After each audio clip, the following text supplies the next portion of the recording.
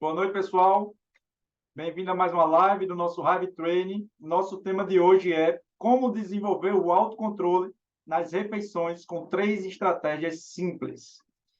E aí, de forma muito objetiva, vamos iniciar já pelas estratégias e aí, no meio delas, a gente vai falando como funciona a neurofisiologia em relação à alimentação e ao autocontrole, ok? Então, para falar da primeira estratégia, vamos começar com a neurofisiologia. Aprendemos ao longo do tempo que o cérebro ele tem a função de nos levar, né, de garantir a nossa sobrevivência. E uma dessas necessidades de sobrevivência é a busca pelo conforto e a busca pelo prazer, como um recipiente que enche e que seca. E mediante a isso, o cérebro está nos induzindo, nos conduzindo o tempo todo à busca de prazer, a fazer coisas que de fato são prazerosas. E uma dessas coisas, e é a principal, uma das principais coisas é a alimentação. Para sobreviver, precisamos nos nutrir através de alimentos, de preferência, rico em nutrientes. E o cérebro nos recompensa quando fazemos isso, quando nos alimentamos, ele nos recompensa com prazer. Então, a primeira estratégia tem a ver com isso, com matar a fome sensorial. Esses dias eu estava falando sobre isso e hoje vamos falar de forma mais detalhada. Então, o cérebro está o tempo todo nos conduzindo a sentir prazer, né? Buscando, através dos sentidos, dos 5 sentidos, essa satisfação, encher esse recipiente dos prazeres. Sentido do paladar, o sentido visual, o sentido, que mais? Olfativo, auditivo e o sentido do tato, né? Então, na medida que no dia a dia investimos, e aí eu vou dividir em 2 coisas, essa estratégia em dois pilares, mas a primeira, na medida que investimos em comportamentos, hábitos e escolhas ricas em sensações, naturalmente estamos enchendo esse recipiente, que não necessariamente são as sensações de que, ou não é necessariamente através do alimento. Então, quando temos um dia a dia rico em prazeres, que eu falo funcionais, prazeres sustentáveis, como, e o maior deles, para o cérebro, conexão com a natureza, nada na vida gera mais sensações, mesmo que inconsciente, do que a natureza, que é rica em cores, é rica em cheiros, é rica em sons, é rica em tato, né? Em sensações através da pele. E o que mais? Até mesmo o paladar, quando a natureza nos oferece os alimentos, né? Mas já já a gente fala do paladar. Então, quando vivenciamos coisas no dia a dia, principalmente a conexão com a natureza, mas entre outras coisas, por exemplo, prazer através da música, prazer através de certos hábitos, hobbies que nós gostamos no dia a dia, como para quem gosta, dançar, para outras, pintar, tocar, cantar, ou até mesmo através do trabalho, né? As pessoas também sentem prazeres nas atividades do trabalho. Algumas tarefas domésticas, tem pessoas que sentem prazer em cozinhar, outras sentem prazer em costurar, enfim, outras em ler. Então, quando vivenciamos prazeres no dia a dia, necessariamente estamos enchendo esse recipiente de prazeres, estamos matando a fome sensorial que o cérebro busca, e dessa forma, necessariamente, estamos perdendo a dependência de matar essa fome através de alimentos, principalmente dos alimentos ricos, hiperpalatáveis, vamos dizer assim, ricos em calorias, que são os alimentos ricos em açúcar, e os alimentos ricos em gorduras, tão prazerosos no dia a dia.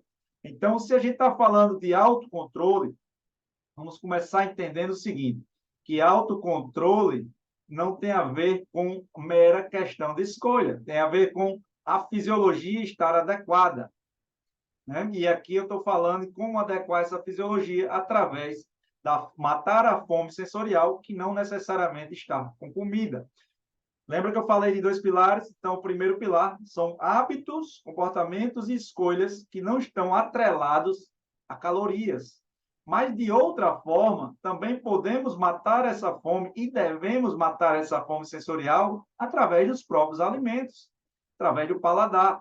Então, é importante que, quando vamos nos alimentar, em primeiro lugar, escolhemos alimentos ricos em nutrientes, ricos em sabor, mas restrito em calorias, como a gente colocou lá no desafio dos 90 dias, né? Alimentos ricos em nutrientes, pobres em calorias e saborosos, prazerosos.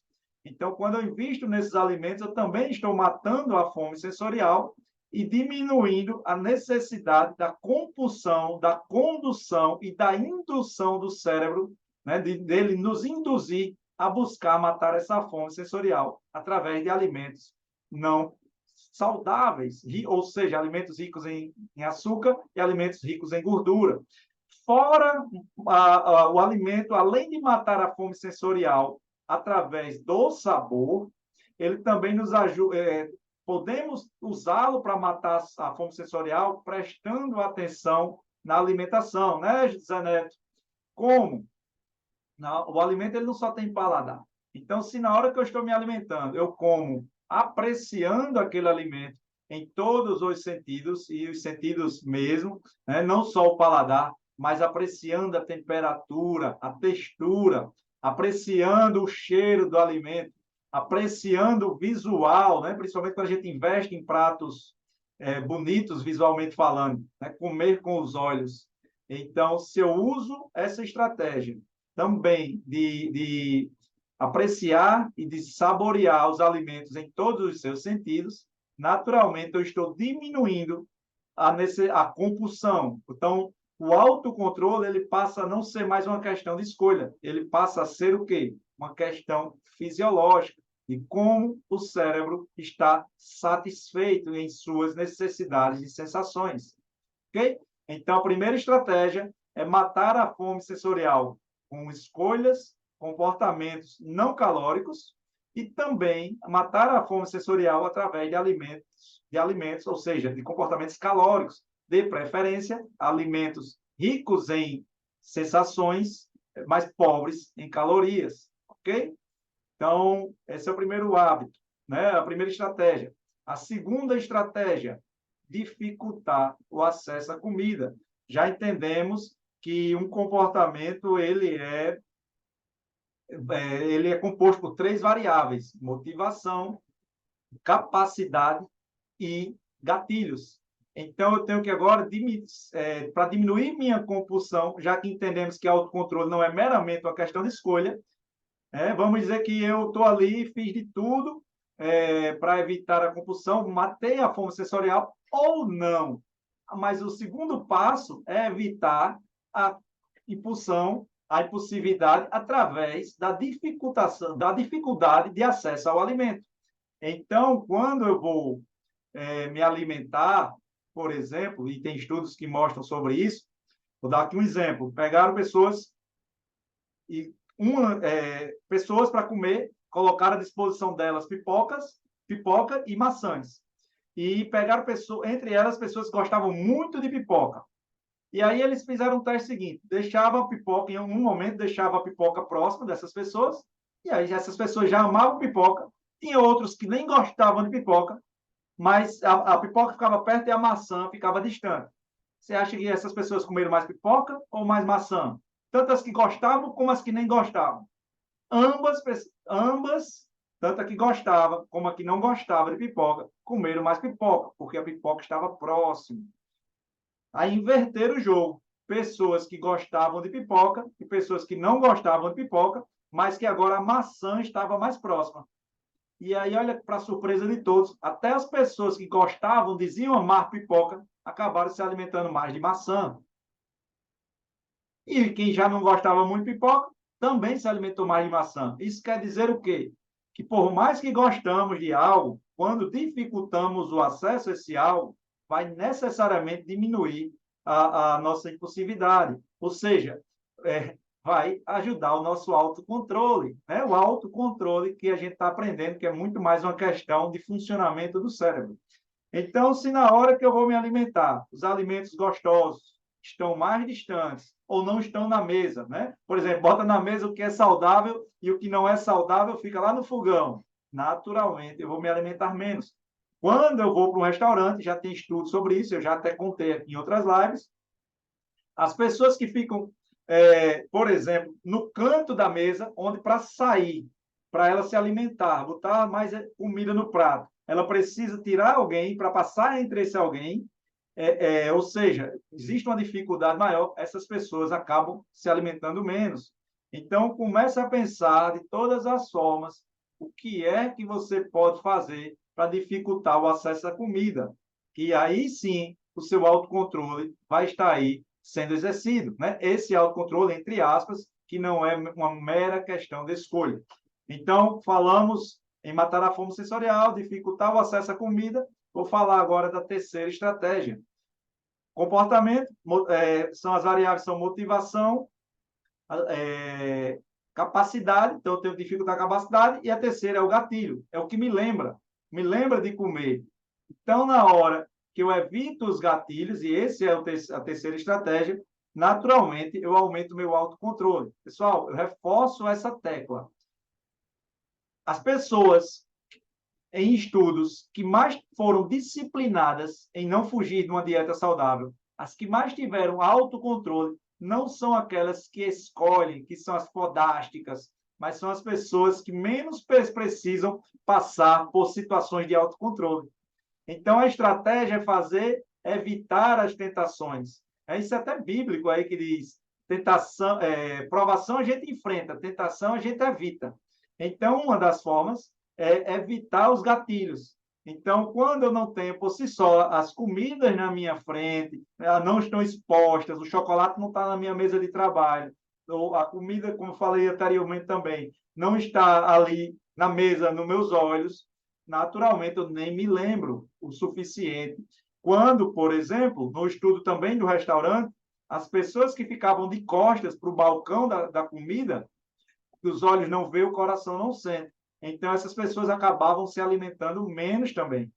Então, a terceira estratégia, reforçando, é o quê? Evitar os gatilhos. Evitar os gatilhos. Então, reforçando mais, por exemplo, e aí hoje é um crime isso, redes sociais, Instagram. Se você segue Instagrams de comida gostosas e quer ter mais autocontrole, você está em conflito. Por quê? Só o fato de quando a gente vê o alimento ali na rede social, por si só, aquilo ali já gera no cérebro um gatilho, né? Que vai levar a uma dopamina, que aumenta o nível de dopamina. A dopamina é o hormônio da motivação. Então, por mais que a gente não se alimente naquela hora com aquele alimento, que a gente não vai pegar o alimento da tela, né? Mas ali vai ficar gravado uma informação para nos levar a uma ação em um determinado momento. Então, nessa terceira estratégia, uma das coisas é você evitar ao máximo a visualização de alimentos calóricos, gostosos e saborosos através das redes sociais. Por exemplo, eu não sigo nenhum Instagram, mas o Instagram fica me mandando o tempo todo esse negócio. E aí já é difícil. Imagine você seguindo as redes sociais, Instagram, Facebook, seja lá o que for, desses restaurantes, enfim, esses estabelecimentos que têm alimentos calóricos, gostosos e saborosos. Então, pessoal, reforçando, repetindo, primeira estratégia, matar a fome sensorial o mais possível, ou seja, encher o recipiente de prazer através de comportamentos não calóricos. Também matar essa fome sensorial através de alimentos ricos em sensações, ricos em nutrientes, pobres em calorias e principalmente saborosos. É o site da Massurana? concentrar na alimentação, investir tempo na degustação daquele alimento. Segundo hábito, dificultar o acesso à comida das mais variáveis formas possíveis. Inclusive, que eu não falei ainda há pouco, evitar os caminhos onde você vai se deparar com a padaria, com açaí, com sorveteria, com restaurantes gostosos. E terceiro, para finalizar, evitar os gatilhos, evitar coisas que lhe lembrem de comida, de comer, lhe lembrem de certos alimentos que você tanto deseja, tanto gosta. Então, por hoje, as 3 estratégias foram essas. Então, estou aí aberto a perguntas e dúvidas.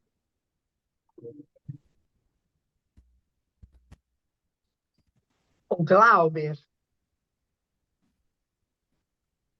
Glauber? Oi, me ouvem?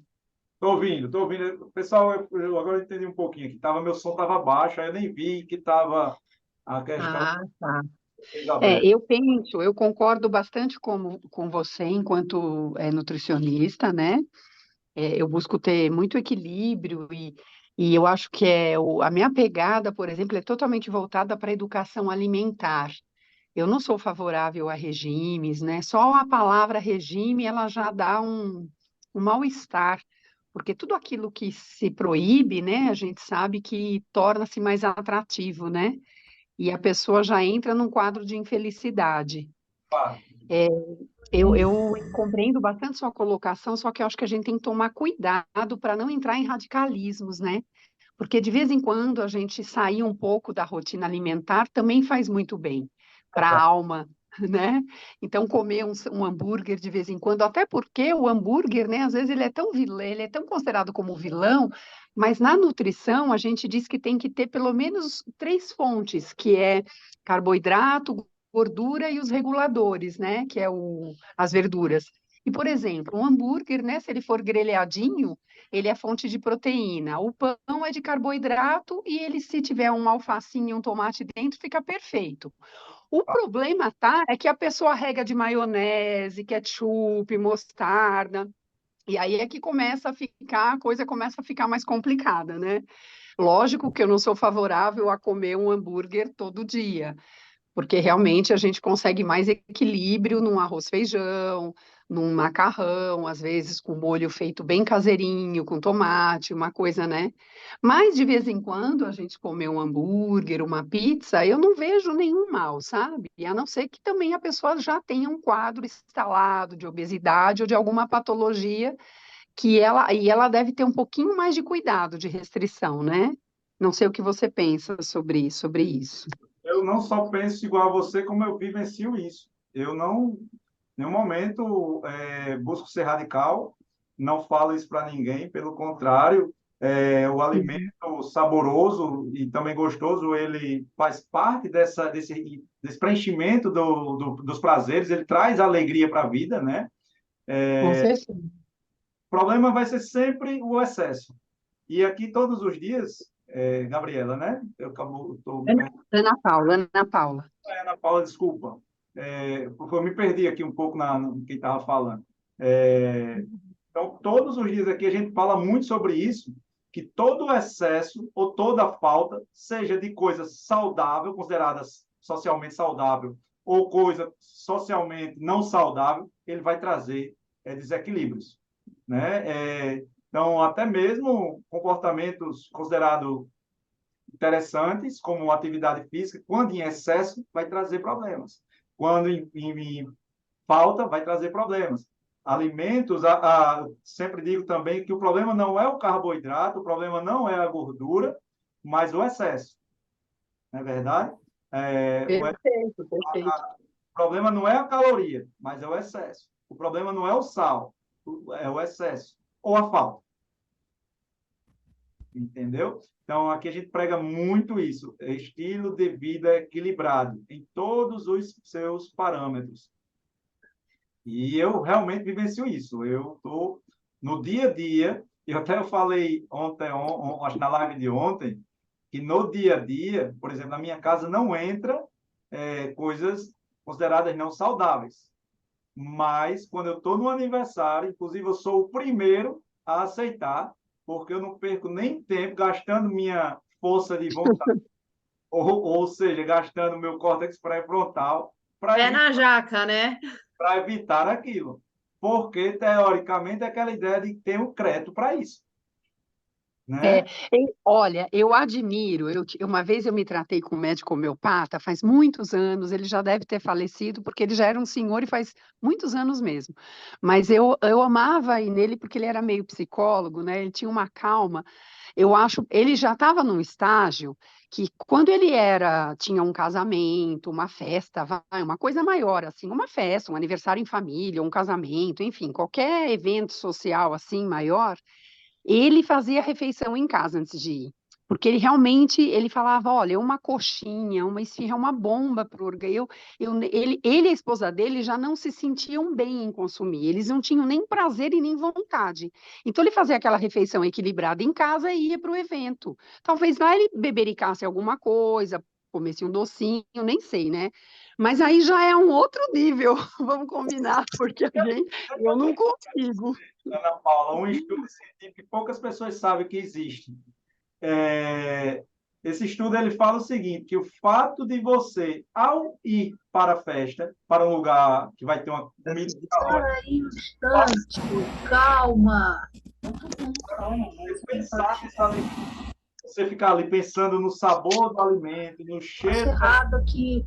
vai fazer que você necessariamente, quando tiver contato com o alimento, você gira menos. Talvez é meio que já matar a vontade antes mesmo, porque o pensamento, querendo ou não, gera emoções, gera prazeres ou estresse. E quando você está ali, antes de ter contato tátil com o alimento, mas pensando no sabor dele, pensando no cheiro, meio que você já está satisfazendo essas necessidades, você já está preenchendo esse recipiente de prazeres. Olha Ai, que não, cabelo natural é bem melhor que esses troços pagando esses mico aí. Acho que tem alguém com o microfone aberto aí, esqueceu aberto. eu acho que é Gabriela. Mas, enfim, entendeu, Ana Paula? Sim, sim, perfeito, perfeito. E Super assim, compreendo e meu penso objetivo, igual mesmo também. meu objetivo de trazer a live com a compulsão não era realmente o radicalismo, mas é assim, que possamos, eu, você ou qualquer um que esteja aqui, se alimentar de comidas saborosas, vez ou outra, mas por decisão e não por Perfeito, indução compulsiva do cérebro, entendeu? perfeito, Liberdade. perfeito. Então, quando eu tenho um estilo de vida que me mantém na liberdade de escolher me alimentar saborosamente, até comer coisas gostosas, é diferente de eu mesmo quando decidi não comer, não ter o autocontrole. O mais difícil é educar o pensamento, né, Glauber? Tá? Educar a vontade, né? Educar o desejo. É essa o grande desafio. Hoje, quem convive comigo sabe o quanto eu já tive uma vida bem, em todos os sentidos, de maus hábitos, muito de bebida, e comida também. Sabe o quanto eu já estive acima do peso? Realmente estive bem acima do peso que eu estou hoje. Era feio de me ver. Eu tive uma época da minha vida que era feia de ver a minha foto. E, por exemplo, hoje eu não sou radical ao ponto de dizer não bebo nunca. Não sou radical ao ponto de dizer não como isso ou aquilo nunca. Mas todos que convivem comigo sabem que eu tenho hoje o poder de escolha de dizer eu vou beber um pouco. E vou beber só esse pouco.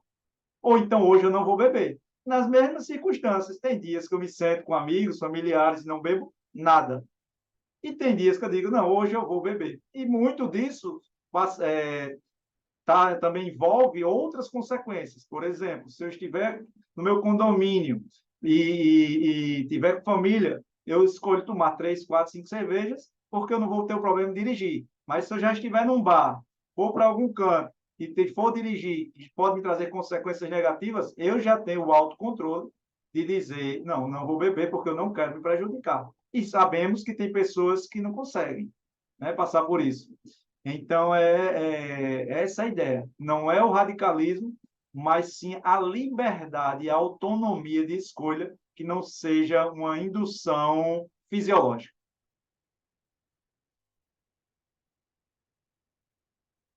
Então, era isso.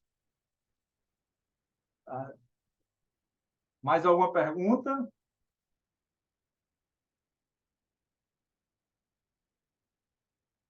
Deixa eu olhar aqui os comentários, que eu não vi ainda.